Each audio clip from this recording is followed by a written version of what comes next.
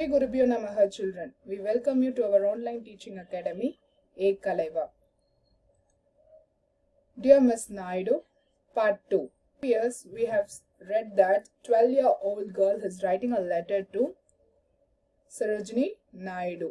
So she is discussing how all in our home, what is happening, who is doing the work, and she is talking about the political person as well as everything.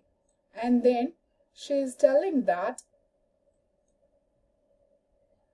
you have lived in a huge house with lot of rooms and maids to do your housework. My house has only one room and Amma is a maid who does other people's housework. You had lot of brothers and sisters and then you had a lot of kids. I don't have any brothers and sisters. I don't have kids either. But you probably concluded that already since I am only 12. Here is why I decided to write to you. I am writing a book about your life. Vimala madam gave it to me, or she gave it to Amma to give it to me. So what happened? She has decided to write a letter to you. Now she is writing a book about your life. Whose life? Sarojini Naidu. And then Vimala madam, she gave the book to her. She gave it to her mother. Whose mother? The 12-year-old girl mother. Her mother gave it to this 12-year-old girl.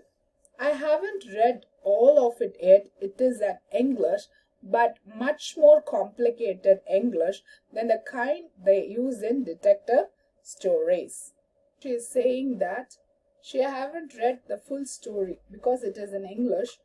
Much complicated. Complicated means it is very difficult to understand. Okay, so that kind they use in detective stories. They use some other terms. Okay, very difficult to understand. So one word if they give means it will be very difficult for the people to understand. For the 12-year-old kid it will be very difficult then. So it is taking me some time. So far I have read only the part about our childhood, but that part makes me like you. When you are my age or even younger, Miss Naidu, it seems like you stood up to parents and teachers and all the adults who don't understand anything at all but act like they do. For example, the book says that your parents wanted you to speak English instead of Bengali. It says you locked yourself in a room for a whole day because you disagreed with them. You didn't even come down for lunch. So what happened? So when you're in my age means 12 years old, so even younger than me, your parents told, and even teachers and everybody does not understand what you like to do. For example, in that book that your parents wanted you to speak English instead of Bengali. In that book it says you locked yourself in a room for the whole day because you disagreed with them. You didn't even come down for lunch. I don't know if this is true or just a story, but if I had a house with more than one room, there are plenty of times I would have locked myself behind a closed door. And then I guess that's why you seem like someone who understands kids like me. Like maybe you don't mind if I asked you questions and read detective stories and stayed at school late. So I didn't have to go to Vimala madam's house. So what happened? I was guessing that you are like someone who can understand like us. So whatever you want to do, you have done it. You read detective stories. So I stayed at school late. So I don't want to go to Vimala madam's house. So now I have completed my first assignment, which is to introduce myself to the person that I am writing to. So to be completely honest, my brain and my heart feel exactly the same as I started. So all the best, Sarojini. So this reminds me of something we do have in common. We have the same first name. So her name was also Sarojini.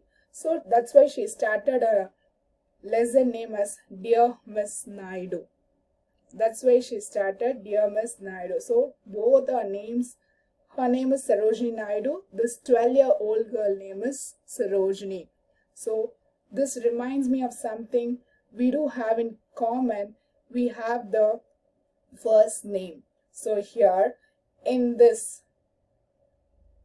Dear Miss Naidu lesson, it's all about 12-year-old girl is writing a letter first time to the historical person named called Sarojini Naidu.